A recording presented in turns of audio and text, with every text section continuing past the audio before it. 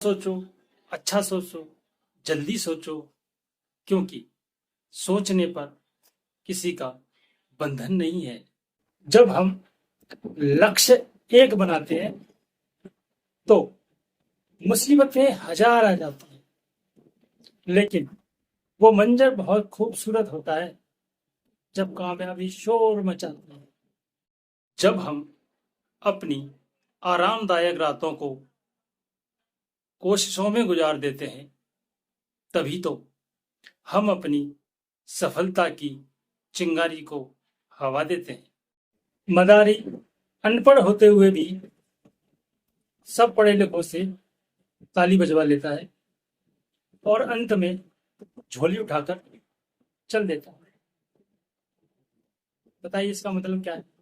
जो व्यक्ति अच्छा रास्ता ढूंढ लेता है और उस रास्ते पर चलता भी है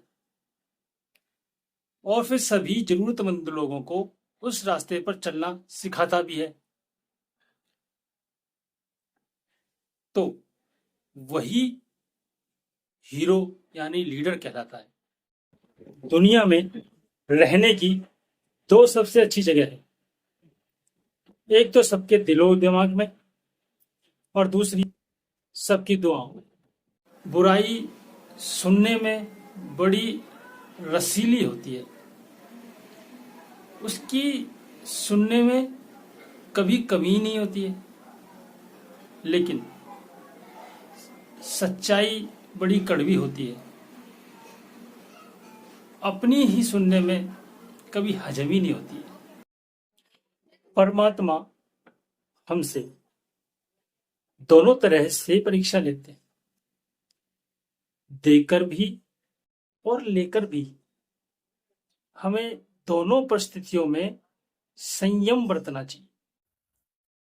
श्रीमद् भगवत गीता अध्याय 12 श्लोक नंबर 8 में भगवान श्री कृष्ण ने बताया है कि जो कोई भी प्राणी मुझ में मन और बुद्धि लगाएगा, उसके बाद वह मुझ में ही निवास और वास करेगा, इसमें कोई भी शक नहीं।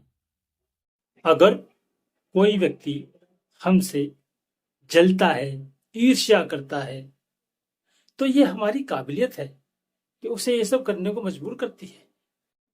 हम अपनी जीवन की गाड़ी सुरक्षित चलाएं, क्योंकि दुर्घटना के बाद जीवन बीमा होने पर भी सिर्फ पैसे मिलते हैं, जीवन नहीं मिलता। प्यार पति और पत्नी के बीच ही उचित है, बाकी सबके लिए हमारे मन में आदर और सम्मान सलामत रहे। आनंद के सपने वो होते हैं जो हम सोते वक्त देखते हैं, और सफलता के सपने वो होते हैं जो हमें सोने ही नहीं देते। पूरी दुनिया में पिता ही एक ऐसा इंसान है जो चाहता है कि मेरे बच्चे मुझसे भी ज्यादा ऊंचे उठे, कामयाब हो। जब तक हम खुद हार ना मान लें, हमें कोई हरा नहीं सकता, क्योंकि मुश्किलें तो एक परीक्षा होती हैं हमारे रिस्टार्ट होने के लिए, फिर से तैयार होने के लिए। हे प्रभु, मेरी दुआओं में कम से कम इतना तो असर रहे कि हम सबकी जिंदगी खुशियों से भरी रहे। हर नया दिन हमारे लिए एक नया मौका होता है अपने लक्ष्य की करीब जाने की। सफलता की उड़ान वही भरते हैं जो अपने डर को पीछे छोड़ देते हैं। हमारी जिंदगी चाहे कितनी भी लंबी हो, चाहे कितनी भी छोटी हो, हम इसे ऐसे खुशी से जिए कि ये ना लगे कि हमने जिंदगी पाली, बल्कि ऐसा लगे कि हम जिंदगी को मिल गए। वाणी में अजीब सी शक्ति है, जैसे मीठा बोलने वाले की मिर्च भी बिक जाती है और कड़वा बोलने वाले का शहद भी नहीं बिकता। आनंद के क्षण और अन्न के कण कभी व्यर्थ न जाने दें। दोनों ही अमूल्य है, बहुमूल्य है। आगे बढ़ने वाला व्यक्ति कभी किसी को नुकसान नहीं पहुंचाता है, कमजोरों की मदद करता है, इसीलिए वह नायक बन जाता है। लेकिन जो खुद को आगे बढ़ाने के लिए दूसरों को तकलीफ पहुंचाता है, दुख पहुंचाता है, वह अंत समय में पीछे हो जाता है और खलनायक कहलाता है। अपने उस पति के प्यार पर कभी शक ना करें जो पति अपने बूढ़े माँ बाप का ख्याल अपनी पत्नी से ज्यादा रखता है।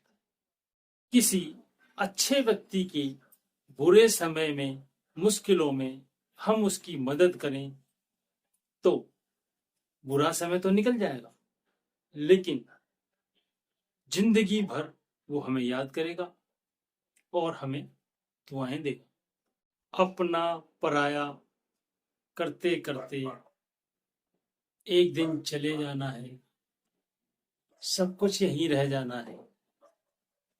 कर लें अपने अच्छे कर्म, यही हमारे साथ आना है। यह संसार हमें जब पहचान पाएगा, इतिहास में याद रख पाएगा, जबकि हम इस संसार को अपनी योग्यताओं से और अपनी क्षमताओं से परिचय कराएंगे।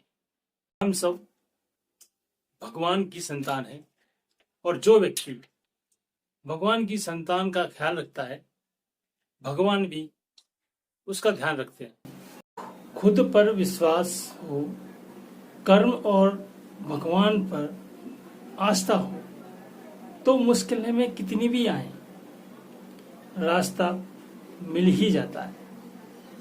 अच्छे व्यक्ति हमेशा माफी मांगना पसंद करते हैं और अहंकारी व्यक्ति हमेशा माफी सुनना पसंद करते हैं।